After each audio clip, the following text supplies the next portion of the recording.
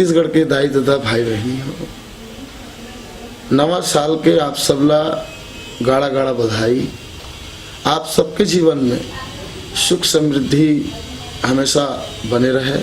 हमार छत्तीसगढ़ राज्य हमेशा सुख समृद्धि की ओर आगे बढ़े और एक कलाकार हो के नाते संगीत की दुनिया में भी एक नया नया प्रयोग हो ही, नवा नवा आशा, नवा नवा सृजन हम लेके आपके बीच आबो।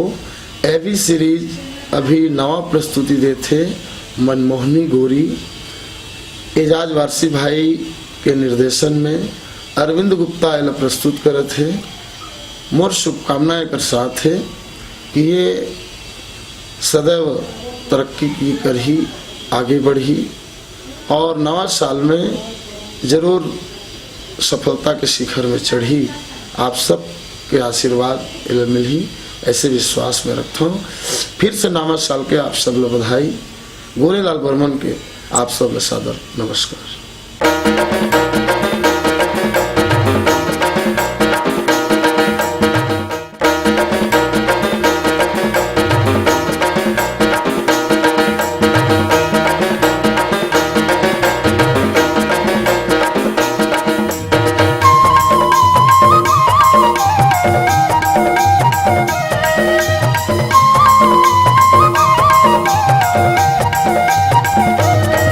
मनमोहनी गोरी अपन बनाए मोल जान के, मनमोहनी गोरी अपन बनाए मोल जान के। मनमोहना भैया अपन बनाए मोल जान के, मनमोहना भैया अपन बनाए मोल जान के। सीतो कहत वो नोहला बारी,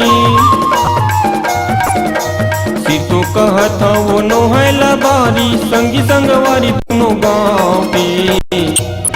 मनमोहना भैया अपन बनाए मोल जान के, मनमोहना भैया अपन बनाए मोल जान के।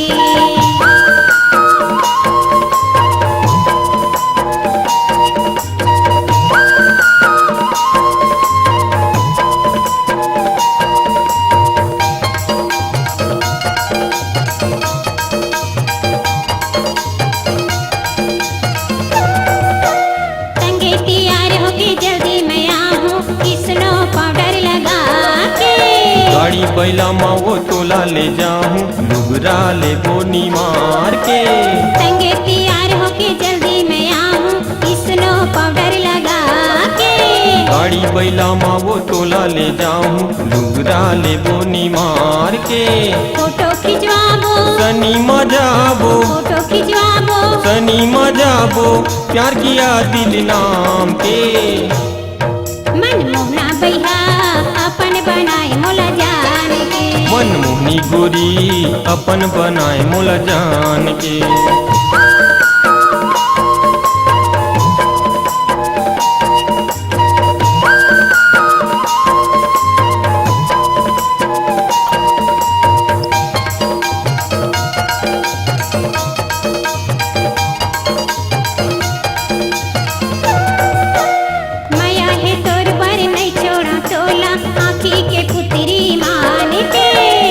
घर आबे जिंदगी पहाबे, गावत भजन भगवान के। माया है तोर बर नहीं छोड़ा तोला, आँखी के पुत्री मान के। मोर घर आबे जिंदगी पहाबे, गावत भजन भगवान के। जीव के राहत ले वादा निभाबो, जीव के राहत ले वादा निभाबो, लेके चिन्हारी तोरे नाम के। मनमोहनी गोरी अपन बनाए मोल जान के, मनमोहना भैया अपन बनाए मोल जान के। फिर तो कहत वो नोहला बारी, फिर तो कहत वो नोहला बारी, संगी संगवारी दोनों गाँव के। मनमोहना भैया अपन बनाए मोल जान के, मनमोहनी गोरी अपन बनाए मोल जान के। मनमोहना भैया अपन बनाए मोल जान के, मनमोहनी गोरी अपन बनाए मोल जान के। अपन बनाए मोल जान के, अपन बनाए मोल जान के। अपन बनाए मोल जान के, अपन बनाए मोल जान के। नवा नवा छत्तीसगढ़ी गाना सुने और देखे बर हमर YouTube channel Bhardwaj film production ला सब्सक्राइब करो।